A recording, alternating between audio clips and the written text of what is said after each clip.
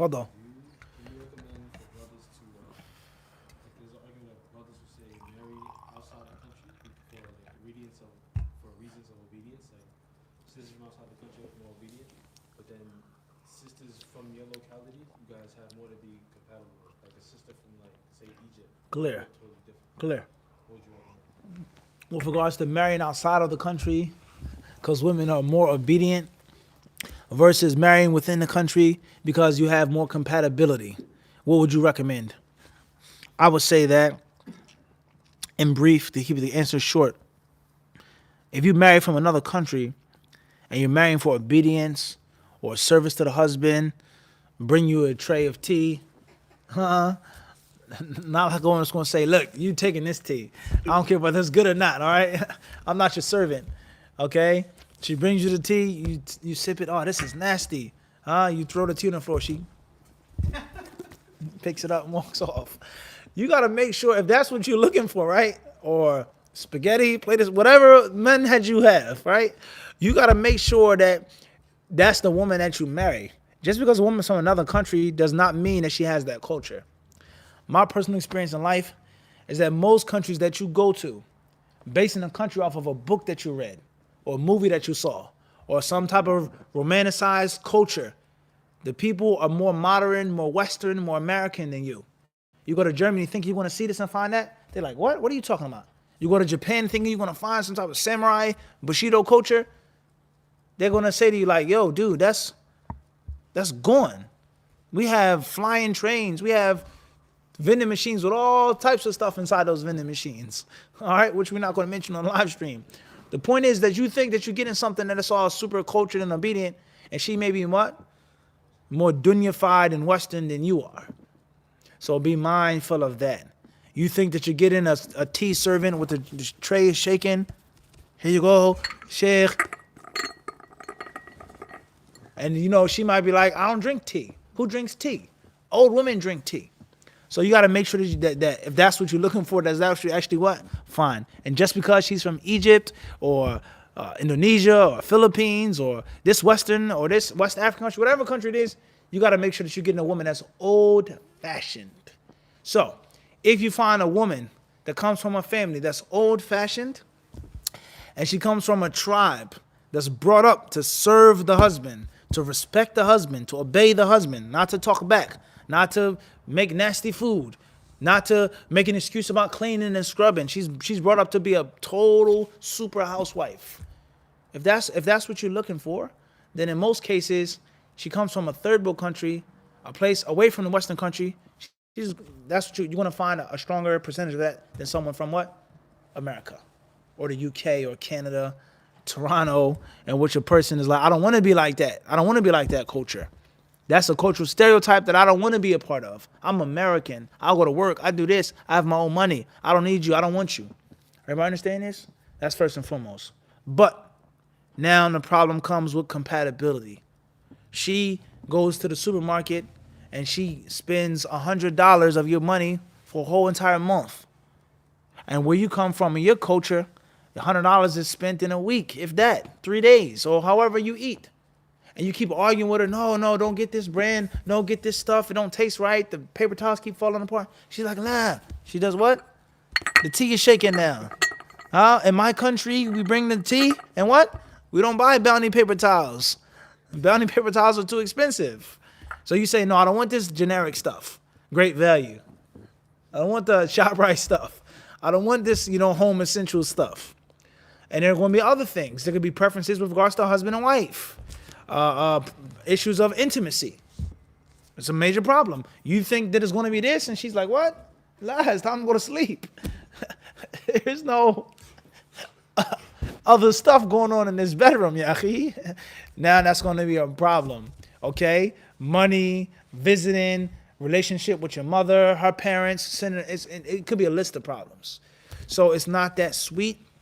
At the end of the day, if you're looking for something, you got to make sure that that's the thing that you want. I'll take a little bit of incompatibility versus a lot of obedience. I want the shaken tea tray. That's what that makes me feel good when I come home. And I'd rather deal with how she cleans or she scrubs with vinegar or we don't use this. Or a person may say, what? The opposite. I don't want a servant. I want a wife that I can talk to, a friend that we can laugh with and joke with and go places. She buys me stuff. She takes care of the household. She knows exactly what to buy and how to spend it, etc. So you got to pick what you want. And you got to pick what's most important to you. If you can balance the two, then alhamdulillah. If you can find the best of both worlds, I salute you. And if not, you have to pick what's most what? Important to you. And 70-30 is not bad. 60-40, whatever percentage. So if you need 80% obedience, the tray is shaken with the teacup, and only 20% compatibility, alhamdulillah. Or it may be the what? The opposite. Some brothers, they say, I like a wife that talks back to me. I like a wife that what has a little personality. I like to get hit and smacked every now and then. You'd be shocked when brothers say, man, wallahi, you go to different countries, they say, hook me up with a wife from such and such country. I heard this about him. And I want a wife that, is going to be a little disobedient every now and then. You got to pick your poison. Wallahu alam.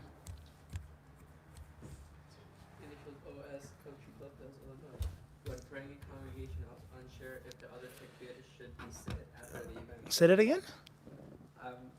I was unsure if the other takbir should be said after the imam says it. I don't think I did any beside the takbir al-ihram. Are these prayers valid? If I didn't know, or should I repeat them? What do you think about saying those prayers in the Salah? When you move from one position to the next, is that obligatory or recommended? If you feel that it's obligatory, and you know that it's obligatory to make takbir every time you move, and you didn't do it behind the imam, you're going to have to make those prayers again. Wallahu alam. Abul Hassan, UK, Leicester, UK. How important is the saying, Jack of all trades, master of none, to the student of knowledge and the concept of mastering? Questions from Lester. Jack of all trades and master of none with regards to the student of knowledge. It's extremely important. As talib al-ilm, you don't have to have a field of expertise. So you may misunderstand this statement. You don't have to have a takhassus. I can go overseas and I can graduate, or you don't have to be in the university, but I study under a scholar for some time, and I have the foundations of this, foundations of Tawheed, foundations of Quran recitation. I have a good portion of the Quran memorized, or even just 3 juz. That's it, but I know it well. I have the basics of tafsir of those 3 juz. I know the tafsir or the sharh of Riyadh Salihin. I have all the stuff that I need in every single chapter. I can give a class on seerah, aqidah, wiping over the leather socks, etc. Tayyib. But a student of knowledge who wants to stay longer and go further and become even stronger, and he does have the ability to specialize in a field, then he should, after obtaining the basics and becoming fundamentally sound, spend most of his time, if not all of it, but at least most of it, in that field. But it depends where you are. You may be the only person on the sunnah in your city. Or you may be the only person calling to the sunnah where you are. And you have to do the other things. You have to answer the questions. You have to give the class to this. You have to teach the children. You have to talk about women's issues. It depends. All right? But if you have other people there in which you can collaborate with and cooperate with, then focus on your field. I went to school for aqidah. I know the basics of hadith. I know the basics of fiqh. I know the basics of tafsir. I know the basics of seerah. I know the basics of this and that. But all my day is spent reading aqidah and studying and teaching and writing books about aqidah. That's better than me being a jack of all trades and a master of none. But sometimes you have to be a jack of all trades. And there's some people who are blessed by Allah to be master of more than one trade. Ibn Taymiyyah and others. And when he spoke on this, they said he only what? That's the only thing that he's read and studied about. So it depends on your personality. It depends on how far you want to go as a talib al-ilm. And it depends on who's around you. What type of team do you have around you? Okay? If you're in a city and the other brothers have went overseas, he went to South Africa, he went to Yemen, this one went to Medina, this one went to Mecca, you guys all work together. You guys all work as a system and as a team. Wallahu alam. Fadl. Fadl. Jazakallah khairan. Hayakum Allah. Inshallah bukra. Bidnillah. Fadl. Initial AB book in New York. Assalamu alaikum. My mother suffers from migraines. Are there any techniques or medicine you have to relieve migraines for healthy? Questions from where? AB book in New York. Questions from Brooklyn with regards to migraines. My mother suffers from migraines. Any medicines or techniques, etc. May Allah help you and your mother and relieve that from her. Ameen. Migraines are a problem that many of us suffer from. First and foremost is, what type of migraine does she get? Or is it a headache? Headache versus migraine. You got to pinpoint the exact problem, because a migraine is not a headache. It's different. Once you find out what type of problem it is and what type of specific migraine it is, then you can deal with it accordingly. Bidnillahi ta'ala. So if it's a sinus migraine, okay, then it comes from you smelling something, or comes from you eating something, or comes from you being in some type of sunlight, or not eating regularly, or not drinking enough water, or not, excuse my expression, but it is a reality, you're not a person not moving their bowels properly. A person could become constipated. A person, their system is not being flushed properly, and that leads to pressure and tension. All right? So it's two things. Preventative, to prevent the headache, and then you have to remove the headache or the migraine when you actually get it. So preventing the migraine, a balanced diet is extremely important. Regulated sleep, extremely important. A healthy relationship in the bathroom. You have some people that eat things, they drink things, and they don't even realize that they're constipated. They don't realize that they're not moving their bowels enough. They only use the bathroom once every 3 days or once a day. You need to make sure that that is functioning properly, okay? What you eat, how you sleep, sugary drinks, all of those things prevent headaches and migraines, all right? Let alone something that causes you a headache or migraine specifically, like a type of perfume or a type of cologne or salt or spice or raw onions, things like this, all right? And you can only do that by keeping a diary or a journal on your migraines, which physicians advise to do. If you get a migraine every day or every 3 days, write it down. Every single time you get a headache, write it down, how it feels, what time it came, what did you eat, what did you do, where did you go, did you sleep, did you do this, did you go here, etc. And keep a log or journal of your migraines. That way you can find out what causes it. So I have a month full of entries in this log or this journal. All 30 days I had a migraine. And I found one consistent thing. I only slept for 5 hours. It means that you didn't sleep long enough. Or you slept too long and you only need 4 hours. You understand this? Or for example, you track down what you ate, your diet for that month. Every single day I had a fizzy drink or a soda pop or a soda, a soft drink. In most cases, that's causing your migraine, etc. Whatever that thing may be, right? As far as when you actually get the headache or you get the migraine, what is a technique that can take it away? There are different techniques for different headaches and different migraines. Some people need a dark, quiet room.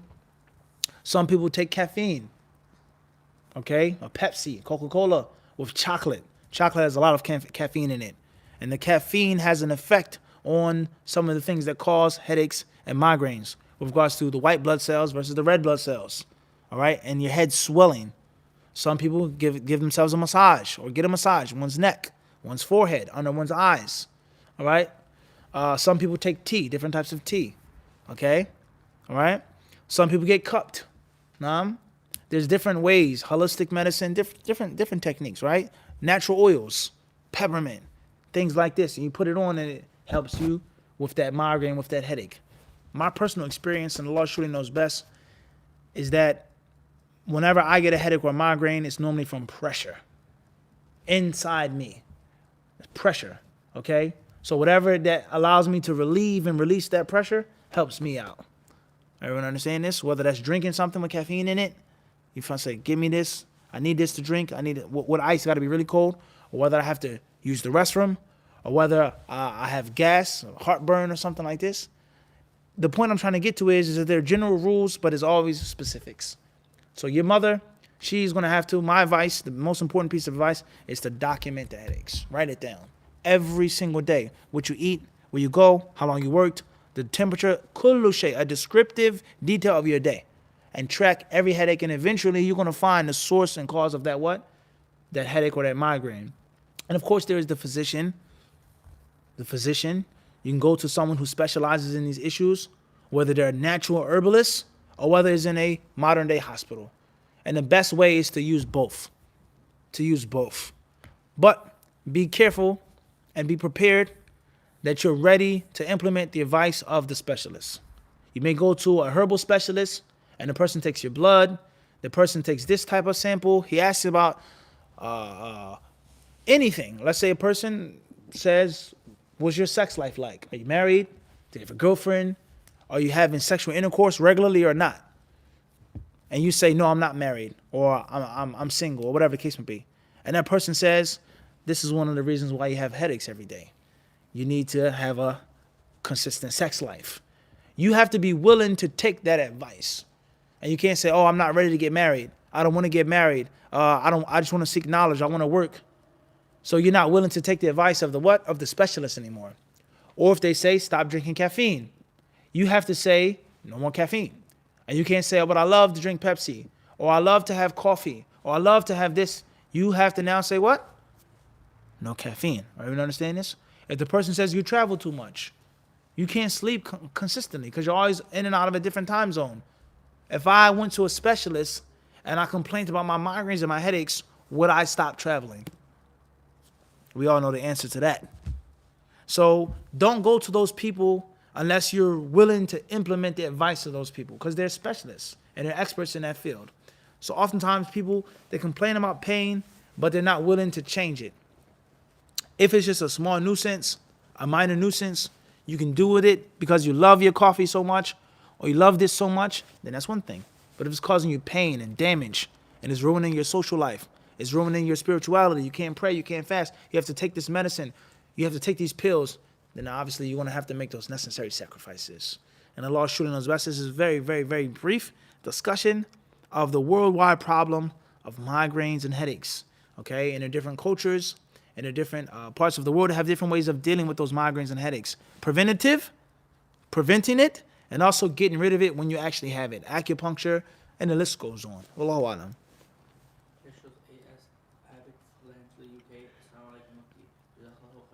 For benefiting us in your recent trip to the UK.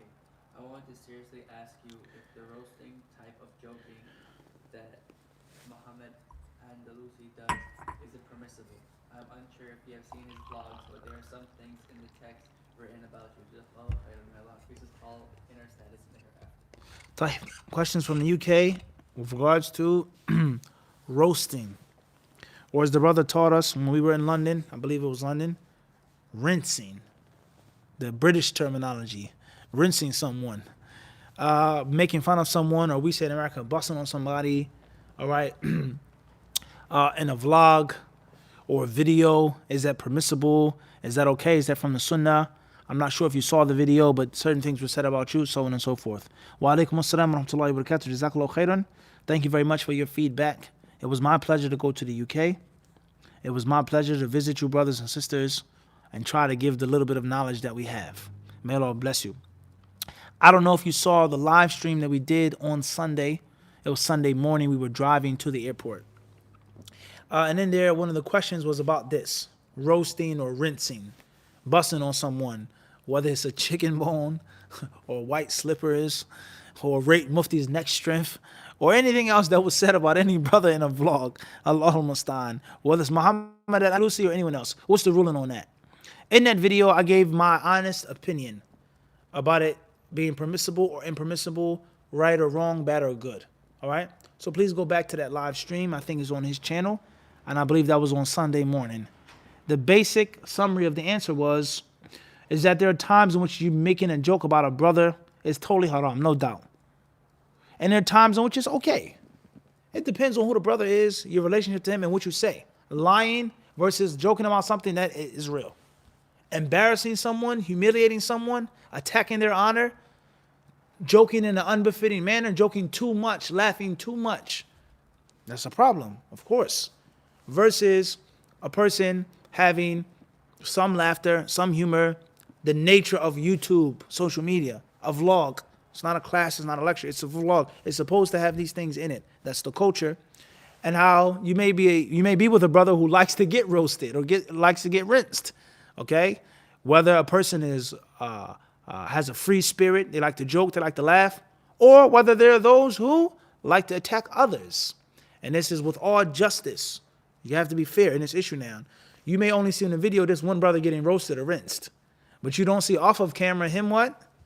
Taking his shots and roasting and rinsing and slashing and cutting and poking other brothers on the trip. So the camera, don't ever forget, the camera shows what the owner of the camera wants it to show.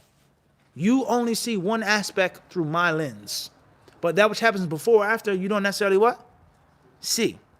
So therefore, roasting or rinsing a brother, I feel that sometimes it is haram, no doubt, and sometimes it's unbefitting.